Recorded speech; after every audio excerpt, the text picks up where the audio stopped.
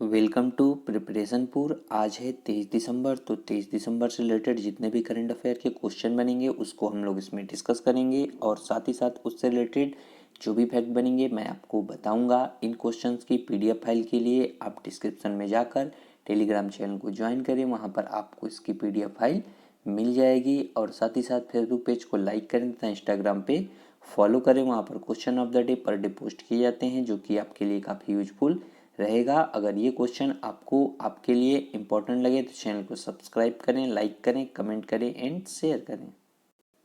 First question है, हाल ही में remote sensing उपग्रह आनंद का निर्माण करने वाले स्टार्टअप का नाम क्या है? तो इसका जो राइट आंसर हो जाएगा वो हो जाएगा पिक्सेल। देखिए, अब बात यहाँ पर पिक्सेल की है तो ये एक अंतरिक्ष प्रौद्योगिकी कंपनी है जो लियो में भारत के पहले नक्षत्रों को बनाने की दिशा में काम कर रही है। पिक्सेल जो है एक स्टार्टअप है जिसने एक रिमोटिक सेंसिंग उपग्रह आनंद का निर्माण किया है और इसरो अंतरिक्ष अन्वेषण में निजी खिलाड़ियों को सक्षम करने के लिए आनंद को लॉन्च करेगा। इसके तहत इसरो 3 भारतीय निजी उपग्रहों को ले जाएगा। देखिए, बात यहाँ पर अब इसरो की है तो इसरो की जो फुल फॉर्म होती है वो होती है इंडियन स्पेस रिसर्च ऑर्गेनाइजेशन, जिसे हिंदी में कहते हैं भारतीय अंतरिक्ष अनुसंधान संगठन। और इसका जो हेडक्वार्टर है वो है कर्नाटक के बेंगलुरु में और इसके जो संस्थापक हैं वो हैं विक्रम अमलाल साराभाई और इसकी स्थापना 15 अगस्त 1969 में हुई थी। और इसके जो प्रेजेंट टाइम में निदेशक हैं वो हैं डॉक्टर के सिवान। नेक्स्ट क्वेश्चन है, हाल ही में विद्युत क्षेत्र में कौशल विकास के लिए भारत का पहला उत्कृष्टता केंद्र कहाँ स्थापित किया गया है? तो इसका जो राइट आंसर हो जाएगा वो हो जाएगा गुरुग्राम। देखिए, हरियाणा के गुरुग्राम स्थित राष्ट्रीय सौर ऊर्जा संस्थान के परिसर में विद्युत क्षेत्र में कौशल विकास के लिए पहला उत्कृष्टता केंद्र स्थापित किया गया है। इस केंद्र की स्थापना कौशल विकास और उद्यमिता मंत्रालय, भारत सरकार, राष्ट्रीय शिक्षा और युवा मंत्रालय, फ्रांस सरकार और श्राइडर इलेक्ट्रिक के सहयोग से की गई है। इसमें उच्च श्रेणी की आधुनिक प्रयोगशालाएं हैं जो ऊर्जा क्षेत्र में भारत और फ्रांस के संबंधों को मजबूत करेंगी। देखिए, बात यहाँ पर अब हरियाणा की है तो ये रहा मैप में हरियाणा। हरियाणा का राज्य के रूप में गठन 1 नवंबर 1966 में हुआ और इसकी जो कैपिटल है वो है चंडीगढ़ और यहाँ के जो गवर्नर हैं वो हैं सत्यदेव नारायण आर्या और यहाँ के जो चीफ मिनिस्टर हैं वो हैं मनोहर लाल खट्टर।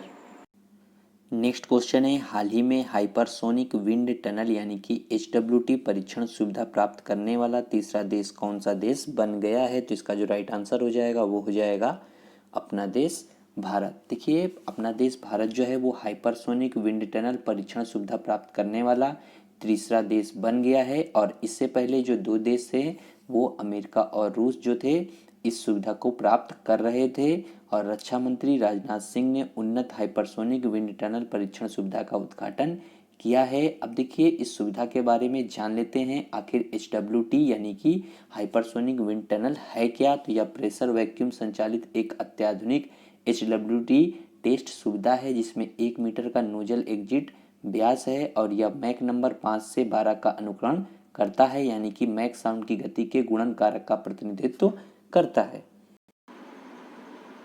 देखिए, बात यहाँ पर अब रूस की है तो ये रहा मैप में रूस। रूस जो है क्षेत्रफल की दृष्टि से दुनिया का सबसे बड़ा देश है और यह जनसंख्या की दृष्टि से 6ठे स्थान पर आता है और यहाँ की जो कैपिटल है वो है मॉस्को और यहाँ के जो प्रेजेंट टाइम में प्रेसिडेंट हैं वो हैं व्लादिमीर पुतिन और यहाँ के जो पीएम हैं वो हैं मिखाइल मिशुस्टिन और यहाँ की जो करेंसी है वो है रशियन रूबल और यहाँ की जो पार्लियामेंट यानी कि जो संसद है वो है ड्यूमा और ऐसे ही जापान की जो संसद है उसका नाम डाइट है। नेक्स्ट क्वेश्चन है, हाल ही में किसे IL&FS का कार्यकारी निदेशक नियुक्त किया गया है? तो इसका जो राइट आंसर हो जाएगा वो हो जाएगा नंद किशोर।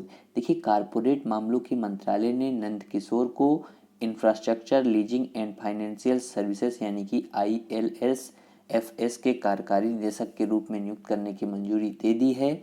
जो ये नंद किशोर हैं ये गैर कार्यकारी निदेशक के रूप में IL&FS बोर्ड में सेवारत थे और विजय कुमार जो डिप्टी मैनेजिंग डायरेक्टर थे इनका कार्यकाल जो है 20 दिसंबर 2020 को समाप्त हो रहा है, उनकी जगह ये नियुक्त होंगे।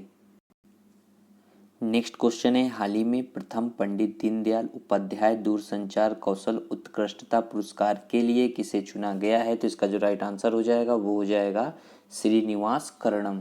देखिए, बेंगलुरु के श्रीनिवास करणम को ब्रांड सी मोबाइल के तहत एक लागत प्रभावी अनुकूलित तकनीकी के समाधान विकसित करने में उनके योगदान हेतु प्रथम पंडित दीनदयाल उपाध्याय टेलीकॉम कौशल उत्कृष्टता पुरस्कार के लिए चुना गया है। और इसका उपयोग जो है वो गहरे समुद्र में संचार के लिए, केरल तट पर काम करने के लिए, मछुआरों को संचार की सुविधा प्रदान करने और मौसम संबंधित चेतावनी जारी करने के लिए किया जाता है। अब देखिए, बात यहाँ पर पंडित दीनदयाल उपाध्याय दूरसंचार कौशल उत्कृष्टता पुरस्कार की है। तो दूरसंचार विभाग ने 2017 में जो है पंडित दीनदयाल उपाध्याय दूरसंचार कौशल उत्कृष्टता पुरस्कार योजना की शुरुआत की और वर्ष 2018 के लिए पुरस्कारों को पहली बार नामांकित किया गया था।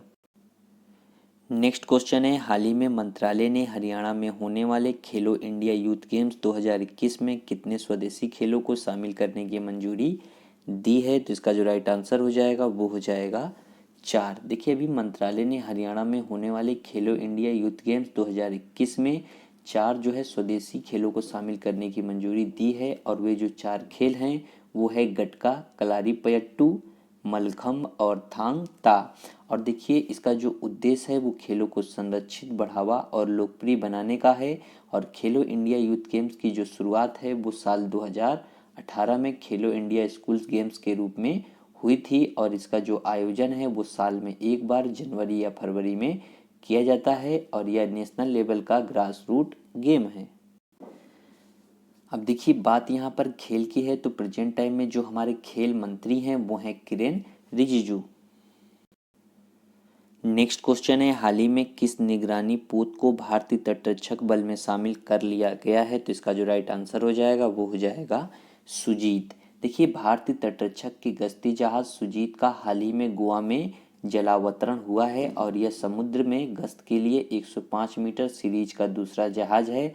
और इससे तटरक्षक की परिचालन क्षमता में इजाफा होगा। और इस स्वदेशी अपतटीय पोत का डिजाइन तथा निर्माण जो है वो GSL ने किया है और यह उन्नत तकनीकी, नौ परिवहन तथा संचार उपकरणों व सेंसर से लैस है। और इस समय भारतीय तटरक्षक बल के पास जो है 155 जहाजों का एक बेड़ा तथा 62 विमान है। नेक्स्ट क्वेश्चन है, हाल ही में अमेरिकी स्पेस फोर्स ने अपने जवानों को नया नाम क्या दिया है? तो इसका जो राइट आंसर हो जाएगा वो हो जाएगा गार्जियंस। अमेरिकी स्पेस फोर्स ने हाल ही में अपने जवानों को नया नाम दिया है। स्पेस फोर्स ने कहा है कि उसके जवान अब जो है गार्जियंस के नाम से जाने जाएंगे। अमेरिका में लगभग 2 साल पहले इस फोर्स के गठन की घोषणा की गई थी और यह जो फोर्स है वो अमेरिका के 6ठे सशस्त्र बल के रूप में सामने आया है। और इससे जुड़े जवान जो हैं वास्तविक रूप से अंतरिक्ष में तैनात नहीं होते बल्कि अमेरिकी उपग्रहों की सुरक्षा के लिए काम करते हैं। और इसका जो उद्देश्य है वो अंतरिक्ष में प्रतिद्वंदी देशों के साथ मुकाबला करने के लिए होता है और यह एक प्रकार की अंतरिक्ष सेना है। देखिए, बात यहाँ पर अब अमेरिका की है तो ये रहा मैप में अमेरिका। अमेरिका की जो कैपिटल है वो है वाशिंगटन और यहाँ के जो प्रेजेंट टाइम में प्रेसिडेंट हैं वो है डोनाल्ड ट्रंप और यहाँ की जो करेंसी है वो है यूनाइटेड स्टेट डॉलर। और देखिए, यहाँ से एक क्वेश्चन आपको याद रखना है कि अमेरिका और कनाडा को जो डिवाइड करने वाली लाइन है उसे कहते हैं 49th पैरेलल। ऐसे ही साउथ कोरिया और नॉर्थ कोरिया को डिवाइड करने वाली जो लाइन है उसे कहते हैं 38th पैरेलल। और ऐसे ही भारत और चीन को डिवाइड करने वाली जो लाइन है उसे कहते हैं मैकमोहन। और भारत और पाकिस्तान को जो डिवाइड करने वाली लाइन है उसे कहते हैं रेड क्लिफ। नेक्स्ट क्वेश्चन है, हाल ही में तमिलनाडु के ऑलराउंडर और 2 IPL टीमों से खेल चुके किस भारतीय क्रिकेटर ने क्रिकेट के सभी प्रारूपों से संन्यास का ऐलान कर दिया? जो राइट आंसर हो जाएगा वो हो जाएगा यू महेश। देखिए, तमिलनाडु के ऑलराउंडर और 2 IPL टीमों से खेल चुके भारतीय क्रिकेटर यू महेश ने 20 दिसंबर 2020 को क्रिकेट के सभी प्रारूपों से संन्यास का ऐलान कर दिया है। इन्होंने अपना आखिरी जो प्रतिस्पर्धी मैच था वो सितंबर 2008 में खेला था। यू महेश ने 2006 से 2018 तक 50 प्रथम श्रेणी, 61 लिस्ट ए और 46 T20 मैच खेले हैं। इन्होंने 18 IPL मैचों में कुल 21 विकेट हासिल किए हैं। यू महेश को दिल्ली डेयरडेविल्स और चेन्नई सुपर किंग्स के लिए खेलने का मौका मिला है। नेक्स्ट क्वेश्चन है, हाल ही में किस मंत्रालय ने भारत में तेंदुए की स्थिति 2018 रिपोर्ट जारी की है? तो इसका जो राइट आंसर हो जाएगा वो हो जाएगा पर्यावरण मंत्रालय। देखिए, पर्यावरण मंत्रालय ने भारत में तेंदुओं की स्थिति 2018 रिपोर्ट जारी की है। इस रिपोर्ट के अनुसार 2014 से तेंदुओं की आबादी में 60% की वृद्धि हुई है और भारत में अब जो है 12,852 तेंदुए हैं, जो कि सबसे ज़्यादा तेंदुए मध्य प्रदेश राज्य में हैं। देखिए, बात यहाँ पर अब मध्य प्रदेश की है, तो ये रहा मैप में मध्य प्रदेश। मध्य प्रदेश की जो कैपिटल है वो है भोपाल और यहाँ की जो प्रेजेंट टाइम में चीफ मिनिस्टर हैं वो हैं शिवराज सिंह चौहान और यहाँ की जो गवर्नर हैं वो हैं आनंदीबेन पटेल। नेक्स्ट क्वेश्चन है, हाल ही में भारत और किसके बीच आभासी शिखर सम्मेलन में 7 प्रमुख समझौतों पर हस्ताक्षर किए गए हैं? तो इसका जो राइट आंसर हो जाएगा वो हो जाएगा वियतनाम।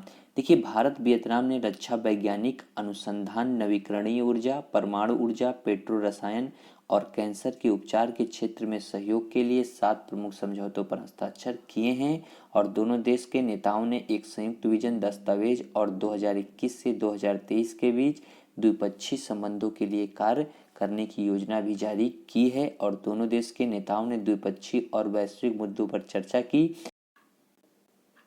अब देखिए, बात यहाँ पर वियतनाम की है, तो ये रहा मैप में वियतनाम। वियतनाम की जो कैपिटल है वो है हनोई और यहाँ के जो राष्ट्रपति हैं वो हैं डू फू त्रोंग और यहाँ के जो प्रधानमंत्री हैं वो हैं ग्यू एन तन जुंग और यहाँ की जो मुद्रा है वो है दोंग। नेक्स्ट क्वेश्चन है, हाल ही में राष्ट्रीय गणित दिवस कब मनाया गया है? तो इसका जो राइट आंसर हो जाएगा वो हो जाएगा 22 दिसंबर। देखिए, हर साल 22 दिसंबर को देश भर में राष्ट्रीय गणित दिवस मनाया जाता है और यह भारतीय गणितज्ञ श्रीनिवास रामानुजम की जयंती को मनाने के लिए मनाया जाता है और यह पहली बार 2012 में श्रीनिवासन रामानुजम की 125वीं जयंती पर मनाया गया था। अब देखिए, बात यहाँ पर श्रीनिवास रामानुजम की है, तो इनका जन्म 22 दिसंबर 1887 को तमिलनाडु में हुआ था और इन्हें अनंत को जानने वाला व्यक्ति के रूप में भी जाना जाता है। इन्होंने गणितीय विश्लेषण, संख्या सिद्धांत, अनंत श्रृंखला और वितत भिन्न योगदान दिया है। लास्ट क्वेश्चन, जो क्वेश्चन ऑफ द डे में मैंने आपसे पूछा था वो पूछा था गोवा मुक्ति दिवस प्रतिवर्ष कब मनाया जाता है? तो इसका जो राइट आंसर था वो था 19 दिसंबर। नेक्स्ट क्वेश्चन है क्वेश्चन ऑफ द डे में आपके लिए कि हाल ही में यूनेस्को ने किस देश की हाकर संस्कृति को मान्यता दी है? तो इसका जो राइट आंसर है वो कमेंट बॉक्स में कमेंट करके आपको बताना है और साथ ही साथ इसके बारे में भी लिखना है। अगर ये क्वेश्चन आपको आपके लिए इम्पोर्टेंट लगे तो चैनल को सब्सक्राइब करें, लाइक करें, कमेंट करें एंड शेयर करें और इन क्वेश्चंस की ऑडियो फाइल के लिए आप डिस्क्रिप्शन में जाकर खबरी चैनल को ज्वाइन करें। वहाँ पर आपको इसकी ऑडियो फाइल ऑडियो रूप में मिल जाएगी जो कि आपके लिए काफ़ी यूजफुल रहेगी। आज के लिए इतना ही रखेंगे। Thank you.